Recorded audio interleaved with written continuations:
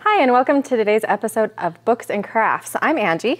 And I'm Wendy, and we're with Ella Publishing. And we're so excited to share a fun project with you today, and it's how to make a treasure box from a book.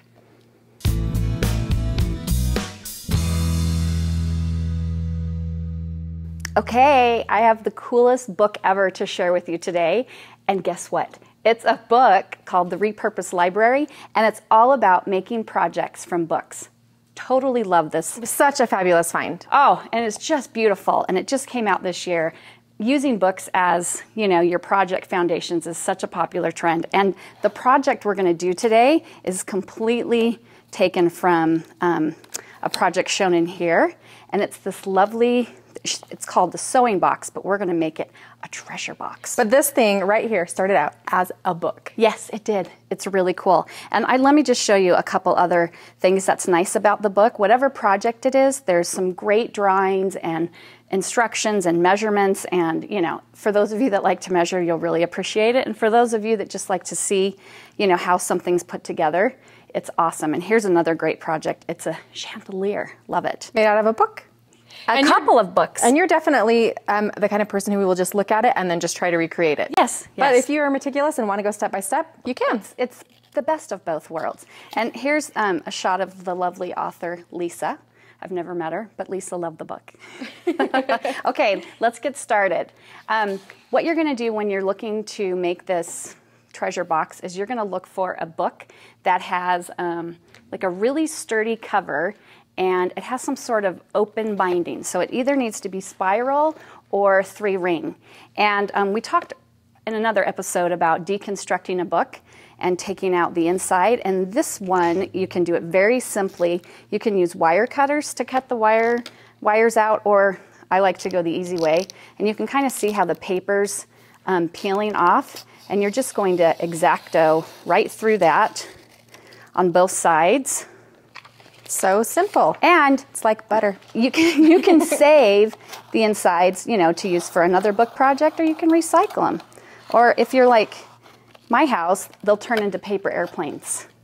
So for a book like this, or a project like this, you actually need something that has a sturdy spine. Is that right? Yes. And you want it to be a little bit wider than like a traditional paperback. So the width here is what you're looking for. Yes, exactly. Got it. Exactly. And so... and it helps if it's kind of a cover that you don't mind covering up. Oh, certainly. In fact, you can use something you have around the house, or I picked this up for like $2. So you're going to go ahead and measure and cover your book just like you would with any other type of project. And let me show you the one that it's this exact same book, but I covered it. And what's really fun about it is you can do something fun with the spine. And you can see here that I took the spine from some pattern paper that is actually...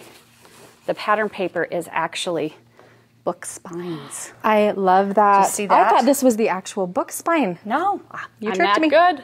Okay, so and who's this paper by? Is this Cosmo this Cricket? is crepe paper. Crepe paper, and it's in their line. I think it's called Emma's Shop. So all I did was, obviously cut out the spine that I wanted and adhered it, and covered the front, and then just quickly covered the back. And all, like I said, I'm not a big measurer, so all you need to do is just figure out the paper you want and cut it and adhere it. And when I'm adhering something, I really like to do use a glue stick. I don't know if it's because of living in a dry climate. The liquid glue just it takes forever to dry. So I just use a glue stick and then I clamp it. I love to use like clothespins to keep everything in place. And of course your clothespins are cute. They are. What can I say? Okay, so after you've covered your book, then comes the part that makes it into a curio. And to make the little compartments, what you use is balsa wood. And balsa wood is, it's like you can buy it at the craft store, and you can buy it by width and by length. And it's just really thin. Like, I don't know the word to describe it, but it feels very airy. So if you were to... It's not dense. There you go. It's the opposite of dense. If you were to take like a ruler, a wooden ruler, and you're going to try to cut it with an X-Acto knife, it would take forever and you might get cut. So the reason the balsa wood works so good is it's very simple and easy to use. And after you've measured, as you can see here, I've measured with a pencil, you're just going to use your craft knife and a metal-edged ruler. And it's very simple to just line it up and just, you can start with some low pressure and just keep going until you feel it separate. That is easy. That is very easy. And you'll notice that it's a little bit uneven, and if you have rough edges, no worries. Get your sanding. My favorite sanding tools are always the emery boards, so then you can just sand it. So once you have you need your balsa wood that's going to go on the outside. And you've measured the depth of the spine, is that right? Yes. To know how deep to cut it. Yes, exactly. So once you have everything cut, and you saw how easy that was to cut, and I've even tried to use scissors, and scissors work okay too. They really work fine. Then you're just going to, you might want to paint it, or you could cover your balsa wood with paper, fabric, whatever, as long as you leave an allowance, for room. Like if you're using fabric, you're going to need to have some extra room to adhere everything. And so then all you're going to do is simply create a box.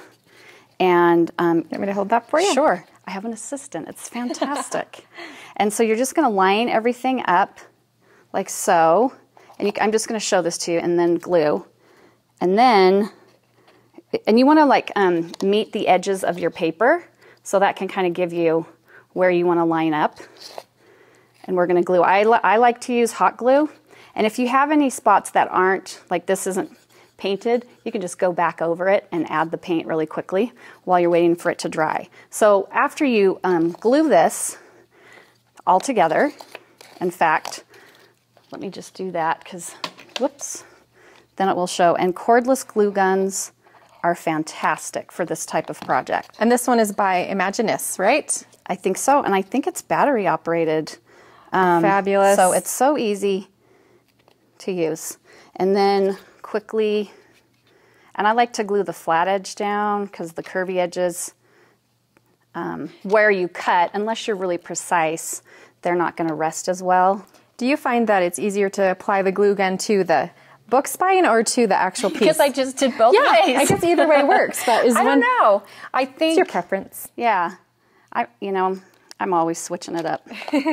Okay, so you can see that we have the balsa wood outlining, and what you want to make sure is that, and this one's a little bit long, is that the wood doesn't rest in the gutter. So that you can actually close it. Yeah, so this one, can we close this one? No, so we need to take this one back just a titch bit. Fast drying glue. Yeah, you hold that. You could just cut it. Saw with our lovely little X-Acto knife. Whoops. Here, you probably have a better angle. Yeah, I will try that. Careful. It really is. It's almost like you're carving soap or something. Yeah, it's very foamy. Yes. Maybe balsa means something like foam. Okay. Do you think that'll work now? Yeah. Okay, so then what you do, which is why it's really awesome to have an assistant, is you're going to glue these two edges with the spine, right? Oh, okay, so that it just hinges here. Yes, and obviously you're going to make sure you have these glued really, well before you move on. And so let's just do that and see how it turns out. Okay. And you can do all sorts of different ways. And this is where it's important that you've measured somewhat correctly, because otherwise you might have problems. And you see how there's a little bit of glue, like right here. Once it's cooled, you can just kind of pick it off really easily. Probably shouldn't do it while it's hot. Okay, so that is gorgeous. Now that's all, once it's dry, which it's not right now, then you just take your balsa wood and you create your little, you would create little pockets depending on what you wanted to fit in here to kind of come up with that curio So whether look. it's a sewing box or it really indeed is fun games for girls, exactly. as the spine says. And the thing that's fun about it is you can, put it on a bookshelf, or you can set it down like this. And here's one that I made with a little bit more, different paper. And you can see I did like the little scalloped edges on the balsa wood because I thought that was very fun and playful. And there's compartments. You could even make this a gift and write a little note in here and add some trinkets or treasures. It could be a stationery box. Oh, stop. It could be so much fun. Candy. Oh, so many things. Exactly. So you can make your own treasure box from a book. How fun is that? And I have a feeling that the Repurposed Library by Lisa Yes. Chipinti or something like that will make a future appearance on this show because definitely. It's fabulous. She's got great ideas. Speaking of books, we have our book reviews to share with you. Yep, our book picks of the week. I'm going to show you a book that doesn't have a very attractive cover, but it is very cool. This, I'm not sure why this man is floating here with his laptop, but the title is called If You Want to Write, a book about art, independence, and spirit. And it is by Brenda Euland, and it was written in the 1940s, which I think is cool about it. I mean, it's had, this cover was not obviously designed in the 1940s. Like, they were very fashion forward. They knew about laptops, time traveling. No, it actually is a reissued version of the book, but I think it's just had kind of a cult following over the years. It's just a fantastic book. Even if you're not a writer, it is about art. It is about finding the inner artist. It's about embracing who you really are and being authentic and why it's so important to express who you are in your art, whatever that might mean to you. So I'm just going to share with you the quick last paragraph because this will sum it up for you. It says, "There's nothing that makes people so generous, joyful, lively, bold, and compassionate, so indifferent to fighting and the accumulation of objects and money, because the best way to know the truth or beauty is to try to express it." Oh, Do you I love like that? Yes. So it's fabulous, and it's only 120 pages, so I would just recommend this book for anyone who is looking for the motivation to really tap into, expressing yourself in any creative manner, especially writing. And who knows, maybe you'll find one that has the original cover and you can share that with us. And that's not one I would tear apart. Okay, I am a big fan of this author, Barbara Ann Kipper? Sounds good. And she's written a ton of books, and some of which will certainly be making an appearance. And this is one of my favorites, and it's called Field Guide to Happiness. And it's, it's popular right now to write about happiness and, motivation and things like that. And this has been around for a long time, not since the 40s, but at least like 10 years. But the whole premise of the book is inside it's divided up into sections. It's either lists or mind mapping, or it's a list of some activities for you to do or write about yourself. So it's like a workbook, kind of homework? It's a workbook, but yes, I just love it. And the things that she has in here, let's see. And she talks, it just makes you want to write and want to read. And this one is called Time Slices. And it's all about keeping a journal, and I'm just going to read you a little bit since she wrote some. When your level of communication with a family member has changed, as with the son who has gone off to college. Hello, my son has moved. My oldest is not at home anymore. You can both write journals and then exchange them at the end of the year. You can chronicle your daily lives, your loves, hopes, fears, and frustrations throughout the year, and then you trade them. So that's one nugget from this book that's full and rich of great fun activities and ideas to just discover who you are and live an enriched life. And if you keep tuning into this show, there will be all kinds of journals and that handmade journals and things like that related that you can use for that very Yes. Thank you so much for staying with us today. We appreciate it, and we can't wait to bring you more books and crafts.